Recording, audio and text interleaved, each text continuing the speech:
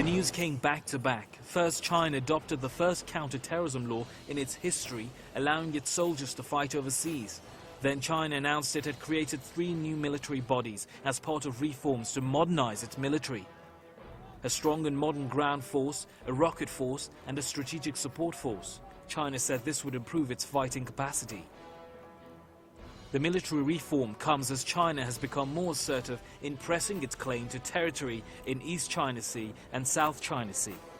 This is also a response to US's assertiveness and provocations. America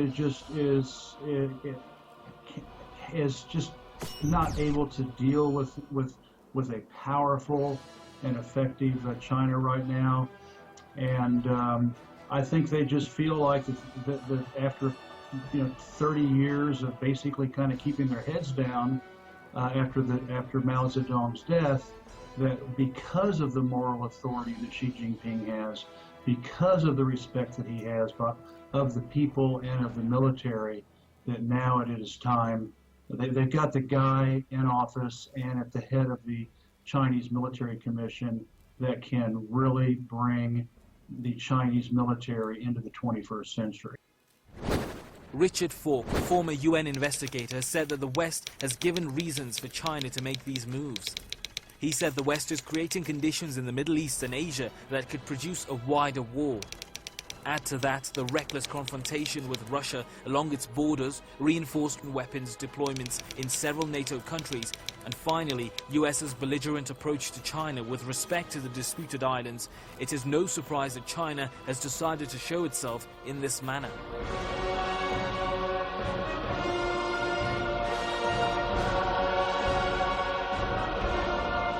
There's a strong possibility that China has been left with no choice but to join Russia in Syria. This was the first sign when news came out that China's military advisors were heading to Syria to help fight ISIL. Other sources have even said that a Chinese aircraft carrier has already docked at the Syrian port of Tartus on the Mediterranean coast, accompanied by a guided missile cruiser. And just recently there were reports that the Kremlin announced that China would send 5,000 of its most elite military forces into the Levant war zone to help Russia in the fight against ISIL. All of these reports have not been confirmed yet by either China or Syria.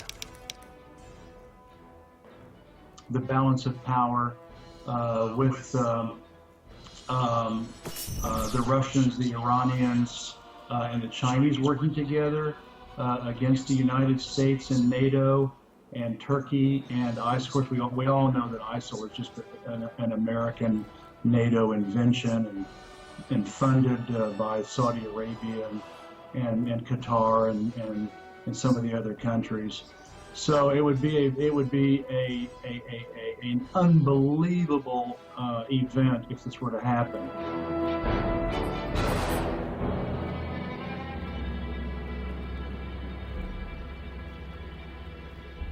China's motives for its new law, military upgrade and possible troop deployment are perhaps best described by the award-winning American military intelligence journalist Seymour M. Hersh. China too is worried about the ISIL. Xinjiang borders 8 nations: Mongolia, Russia, Kazakhstan, Kyrgyzstan, Tajikistan, Afghanistan, Pakistan and India, and in China's view serves as a funnel for terrorism around the world and within China. China says about 300 Chinese nationals are fighting for ISIL. Speaking on the Syrian crisis, China's Foreign Minister Wang Yi has said that the world cannot afford to stand by and look on with folded arms, but must also not arbitrarily interfere. China's latest moves may also indicate China's desire to etch in stone its superpower status, since, as the Chinese Foreign Ministry said, China cannot idly stand by in a message to the West, in particular the US.